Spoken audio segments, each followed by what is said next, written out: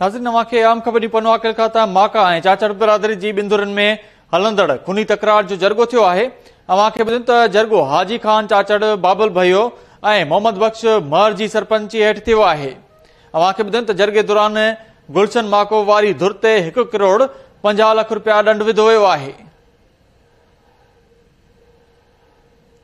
Plot जे मामले तां थियल झेड़े सबबि चाचड़ बिरादरी जा 2 ॼणा मारिजी विया हुआ।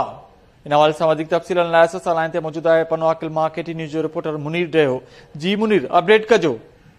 जी राबेल, पनो आकिल में ॻोठ सरदार हाजी खान चाचड़ आहे, जिते चाचड़ ऐं माता बिरादरी जी बिंदु जे विच में 2 खूननि जो जरगो थियो आहे। जरगे जरगे में शिरकत कई आहे ऐं बाबल भयो, गुलाम मुस्तफा आबड़ो ऐं पीपी जो MNA सरदार मोहम्मद बख्श महर, मौला बख्श महर, करम महर ऐं मुख़्तलिफ़ बिरादरी ॿियनि चङनि मुड़ुसनि शिरकत कई आहे। जॾहिं त माका बिरादरी जे गुलशन माको वारी धुर ते 1 करोड़ 50 लख ॾंड विधो वियो आहे ऐं जॾहिं त ॾोह साबित थियो आहे ऐं 30 खून जो एवज़ो 30 लख मुक़ररु कयो वियो। जॾहिं त ज़मीन खां 10 लख मुक़ररु कया विया आहिनि ऐं 10 लख सरे ते अदा कया विया ऐं बक़ाया 3 लख जेके आहिनि त बक़ाया रक़म जेके 3 किस्तनि में अदा कई वेंदी। जॾहिं त 3 साल प्लाट जी मालिकी तां जेके आहिनि त 2 पीउ पुट अरबेलो ऐं परवेज़ चाचड़ ते ख़र्च विया, जंहिं सां ॿिन्ही धुरनि में तकरार हलंदड़ हो ऐं बिरादरी जे चङनि मुड़ुसनि पारां जेके ॿिन्ही धुरनि खे जेका ठाह बिरादरी कयो। अॼु पनो आकिल जेका ॻोठ सरदार हाजी खान चाचड़ में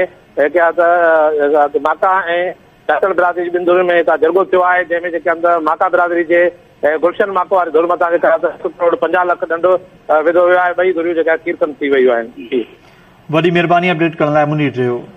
अवांखे अपडेट कयो पनो आकिल खां त माका ऐं चाचड़ बिरादरी जी 2 धुरनि में हलंदड़ खूनी तकरार जो जरगो थियो आहे।